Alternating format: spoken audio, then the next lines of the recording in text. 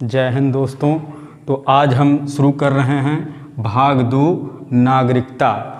आज नागरिकता के बारे में पढ़ाएंगे और नागरिकता का उल्लेख जो है भाग 2 में किया गया है। ठीक है, तो आज भारतीय नागरिकता किस प्रकार मिलती है, भारतीय नागरिकता के संबंध में कानून कौन बना सकता है, ये सारी बातें जो है आज आपको बताई जाएंगी। ठीक है, तो भाग 2 में किसका वर्णन किया गया है, नागरिकता का वर्णन किया गया है।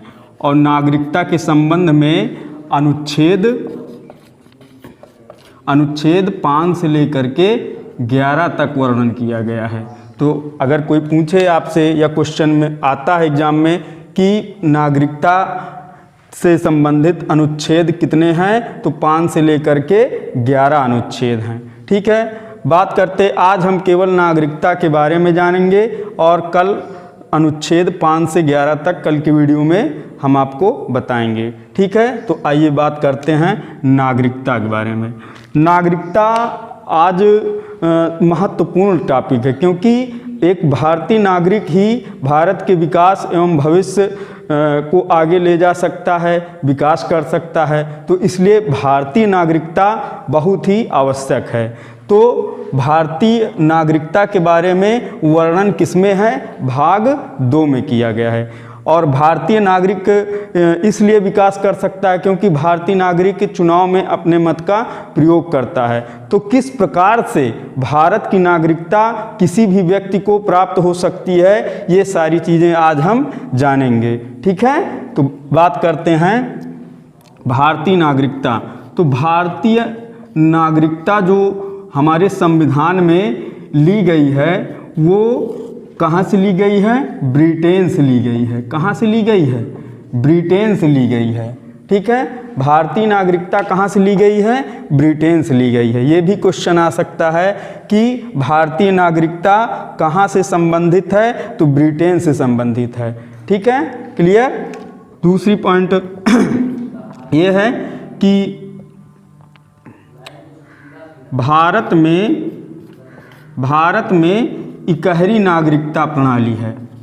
इकहरी नागरिकता प्रणाली,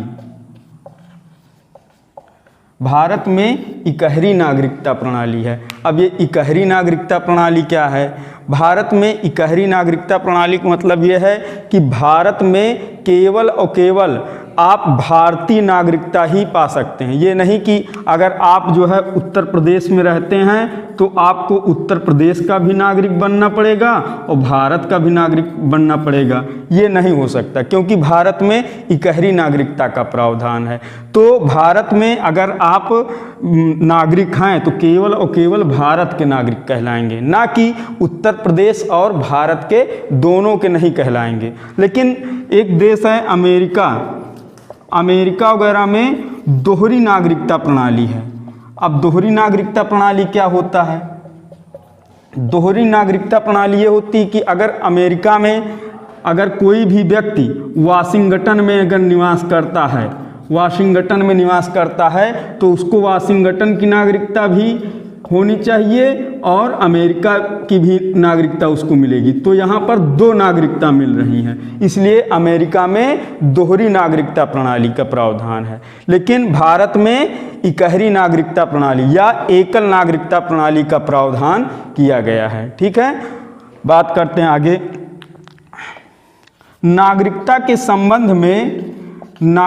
के संबंध में जो भी विधि या कानून बनाने का प्रावधान है वो किसको दिया गया है, संसद को दिया गया है। ठीक है, तो भारत में नागरिकता संबंधी कानून बनाने का प्रावधान किसको दिया गया है, संसद को दिया गया है। किसको दिया गया है, संसद को दिया गया है। ध्यान दीजिएगा, नागरिकता के संबंध में कोई भी नियम एवं कानून होगा तो वो कौन बनाएगा, संसद बनाएगा। ठीक है, क्लियर। अब बात करते हैं कि नागरिकता कितने प्रकार से प्राप्त हो सकती है, किसी भी व्यक्ति को नागरिकता कितने प्रकार से प्राप्त हो सकती है। तो नागरिकता के संबंध में जो भी विधि हैं भारतीय संविधान में उसके अनुसार जो है 5 प्रकार से नागरिकता प्राप्त हो सकती है भारत की। तो सबसे पहले कौन सा होगा? सबसे पहले होगा जन्म से। ठीक, जन्म से।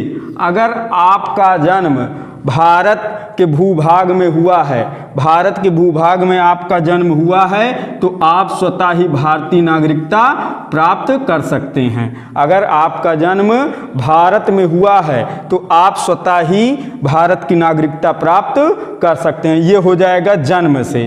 ठीक, पहला भारतीय नागरिकता प्राप्त करने का सबसे पहला तरीका है कि जन्म से। अगर आपका जन्म भारत में हुआ है, आपके भले ही माता पिता कहीं के हों, किसी भी देश के हों, लेकिन अगर आपका जन्म यदि भारत में हुआ है तो आप जो है भारत के नागरिक कहलाएंगे। ठीक है। दूसरा क्या होता है? वंशानुगत। वंशानुगत क्या चीज़ है भैया? वंशानुगत कैसे? या वंश परंपरा द्वारा। वंश परंपरा द्वारा। अब ये क्या चीज़ होता है? वंशानुगत या वंश परंपरा द्वारा।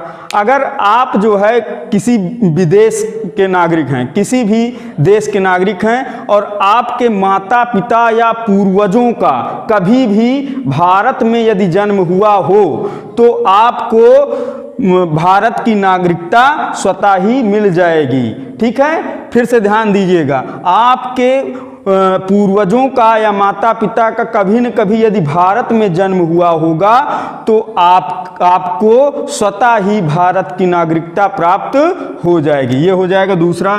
तीसरा पॉइंट देखेंगे, पंजीकरण। पंजीकरण द्वारा नागरिकता प्राप्त करना। पंजीकरण क्या होता है? अगर आप किसी भी विदेशी हैं, यानी किसी देश के नागरिक हैं और भारत की नागरिकता प्राप्त करना चाहते हैं, तो आपको 5 वर्ष तक भैया यहाँ भारत में निवास करना पड़ेगा। यानी कि अगर आप भारत की नागरिकता प्राप्त करना चाहते हैं तो 5 वर्ष तक आपको भारत में निवास करना पड़ेगा। उसके बाद आपको पंजीकरण अर्थात रजिस्ट्रेशन करवाना पड़ेगा कि हाँ भैया हम जो है भारत के नागरिक अब बन चुके हैं, 5 वर्ष हम निवास कर चुके हैं। ठीक है, ये हो जाएगा पंजीकरण द्वारा नागरिकता प्राप्त करना। अब चौथा है देशीकरण। देशीकरण। देशीकरण द्वारा कैसे नागरिकता प्राप्त की जा सकती है? देशीकरण में 10 वर्ष आपको निवास करना पड़ेगा भारत में। अगर आप किसी दूसरे देश के नागरिक हैं तो भारत की नागरिकता प्राप्त करने के लिए आपको 10 वर्ष भारत में निवास करना पड़ेगा। केवल 10 वर्ष आप भारत में निवास कर लेंगे, आपको स्वतः ही भारत की नागरिकता प्राप्त हो जाएगी। इसमें रजिस्ट्रेशन नहीं करवाना पड़ेगा। ठीक है, आप केवल और केवल 10 वर्ष भारत में निवास कर लेंगे, आपको भारत की नागरिकता स्वतः ही प्राप्त हो जाएगी। ठीक है। पांचवा है और लास्ट है भूमि अर्जन। भूमि अर्जन द्वारा या इसी को कहते हैं विजित क्षेत्र द्वारा। विजित क्षेत्र द्वारा। ठीक, विजित क्षेत्र, भूमि अर्जन या विजित क्षेत्र द्वारा भारत की नागरिकता कैसे प्राप्त की जाएगी? मान लीजिए कि भारत जो है, भारत अभी इतना है और उसके बाद कोई ज़मीन किसी अन्य देश का जो है भारत ले ले तो ये और बढ़ जाएगा। तो जो देश में वो लोग रहते थे वो अब किस देश के नागरिक कहलाएंगे? भारत के नागरिक कहलाएंगे। यानी कि भारत ने भूमि को अर्जित कर लिया है, अपने में मिला लिया है, तो वहाँ पर जो लोग निवास करते थे वो भारत के नागरिक अब कहलाएंगे। ये हो जाएगा भूमि अर्जन या इसी कहेंगे विजित क्षेत्र, यानी भारत ने जीत लिया है। अर्थात भारत अगर किसी भी देश से कोई भी जमीन जीत लेता है तो वहाँ पर जो लोग रहते थे वो अब किसके नागरिक कहलाएंगे? भारत के। स्वतः ही भारत की नागरिकता उनको प्राप्त हो जाएगी। ये नियम कहता है हमारा भूमि अर्जन या विजित क्षेत्र का। ठीक है। आशा करते हैं आप लोगों को समझ में आ गया होगा। फिर से एक बार देख लेंगे। भाग 2 में भारत की नागरिकता का प्रावधान है। नागरिकता बहुत ही महत्वपूर्ण टॉपिक है, क्योंकि एक भारत का नागरिक ही भारत देश के भविष्य का विकास कर सकता है और चुनाव में अपने मत का प्रयोग करता है। इसलिए भारत की नागरिकता कैसे प्राप्त की जाएगी ये जानना बहुत आवश्यक है। भाग 2 में नागरिकता के संबंध में अनुच्छेद 5 से लेकर के 11 तक वर्णन किया गया है और भारत की जो नागरिकता है उसके संबंध में जो नियम और कानून बनाए जाते हैं वो संसद द्वारा बनाए जाते हैं। भारत में एकल नागरिकता का प्रावधान है। एकल नागरिकता का प्रावधान का मतलब यह है कि केवल और केवल जो भारत का व्यक्ति होगा वो केवल और केवल भारत का ही व्यक्ति होगा, ना कि किसी प्रदेश का व्यक्ति माना जाएगा। लेकिन अमेरिका में दोहरी नागरिकता का प्रावधान, वहाँ पर अगर कोई व्यक्ति वाशिंगटन में निवास करता है या न्यूयॉर्क में निवास करता है तो उसको न्यूयॉर्क और अमेरिका दोनों जगह का नागरिक माना जाता है। अब बात करते हैं भारत की नागरिकता कैसे प्राप्त होगी। भारत की नागरिकता जन्म से, यानी आपका कभी न कभी भारत में जन्म हुआ हो, आपके चाहे माता पिता किसी भी देश के हों, तो आपको भारत की नागरिकता प्राप्त हो जाएगी। दूसरा है वंशानुगत। आप किसी भी देश के व्यक्ति हों और आपके माता पिता या पूर्वजों का जन्म कभी न कभी भारत में यदि हुआ होगा तो आपको भारत की नागरिकता प्राप्त हो जाएगी। ये हो जाएगा वंशानुगत। पंजीकरण, आपको अगर भारत की नागरिकता प्राप्त करनी तो 5 वर्ष आप निवास करेंगे भारत में और उसके बाद रजिस्ट्रेशन करवाएंगे तो आपको भारत की नागरिकता प्राप्त हो जाएगी। चौथा है देशीकरण। देशीकरण में 10 वर्ष तक आपको भारत में निवास करना है, उसके पश्चात आपको भारत की नागरिकता प्राप्त हो जाएगी। उसके बाद है भूमि अर्जन या विजित क्षेत्र। अगर भारत कोई भी किसी भी देश की जमीन अपने में मिला लेता है तो वहां पर निवास करने वाले व्यक्तियों को भारत की नागरिकता स्वतः ही प्राप्त हो जाती है।